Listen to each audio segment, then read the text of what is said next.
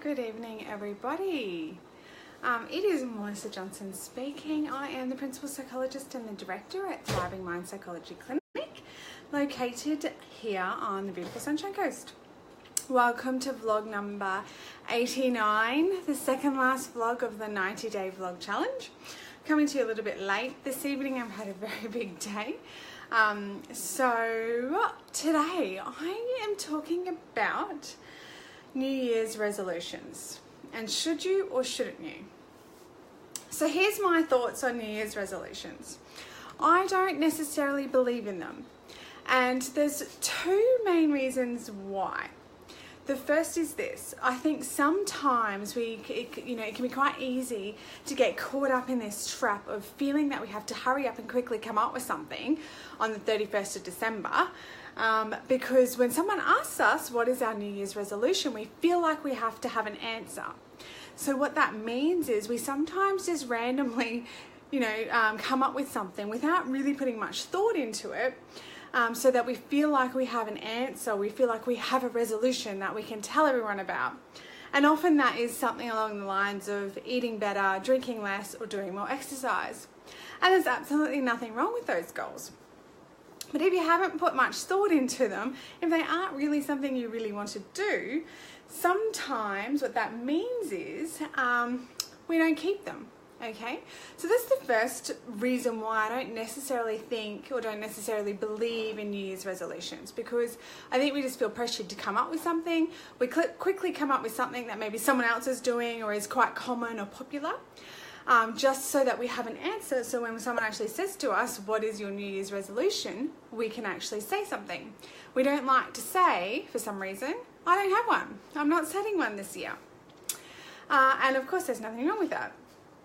So that's my first reason. I think we quickly just come up with something in order to have something to say, and what that means is we don't generally keep it. The second reason why I don't really like the idea of New Year's resolution is because I feel like it implies that 2017 or the year before wasn't good enough, or you didn't achieve anything. It's almost like this idea of, okay, let's quickly wipe last year and let's just set some new resolutions for the new year.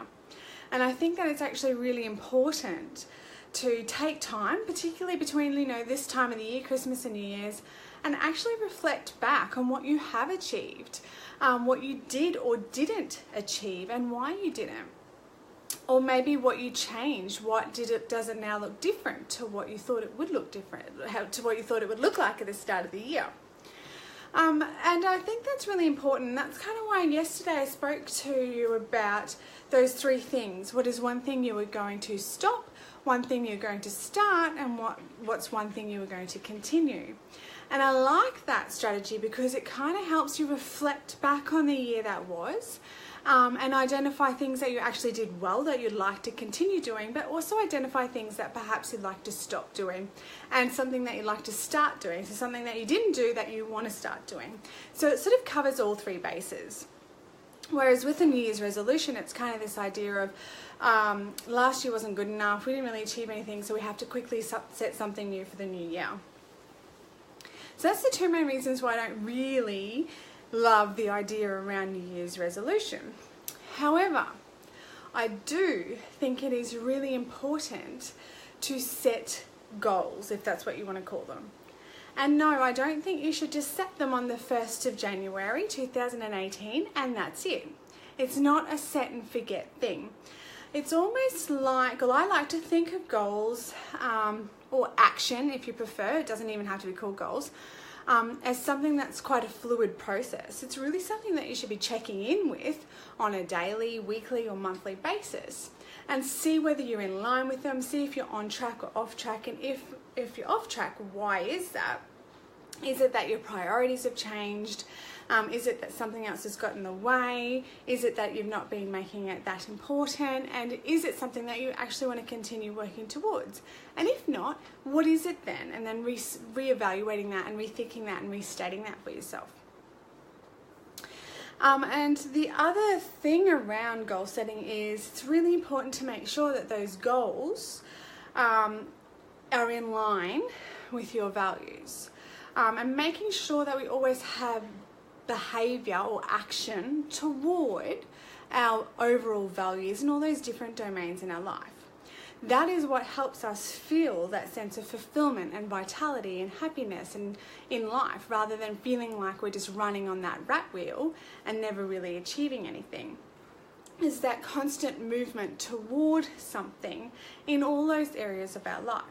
Doesn't necessarily mean that we're going to tick them all off. It's just this sense that we always have action toward areas of our life where we feel a sense of purpose or passion, or we feel a sense of where our values lie. So that is my thoughts on New Year's resolution.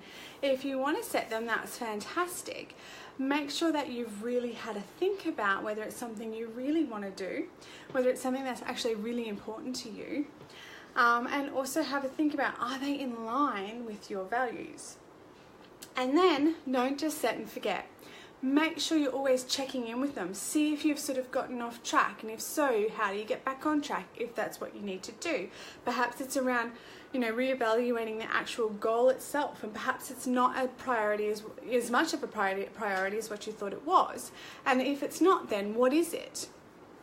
So it's constant checking in process, constant realignment process, just to make sure that we keep tracking in the right direction, which is of course always forward.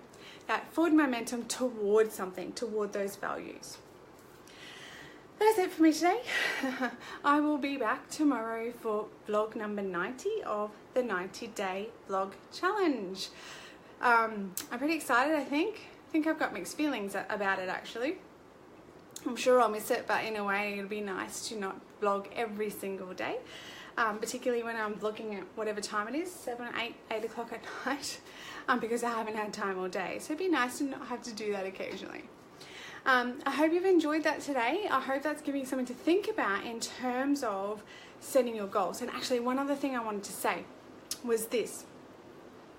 If you don't want to call it goals, think about it in this respect. What does your next level you look like in 2018? Or what is that 2.0 version of you look like in 2018? Project forward at the end of 2018, in your ideal world, in your next version of you. What is it that you're doing? What is it that it looks like? What is your action, your behavior, your thoughts, your feelings, yeah? And then take action toward that. I kind of like that instead of saying that they're goals. It's thinking about what is that better version of you, and then always taking those steps towards that. That's it for me today. Hope you have enjoyed that. Please do like, love, or share, or let me know what your thoughts are around that. And I shall see you all tomorrow. Thank you very much for whoever's watching me live. I think I've just caught you at the end of my vlog, so please do go back and watch the start of it.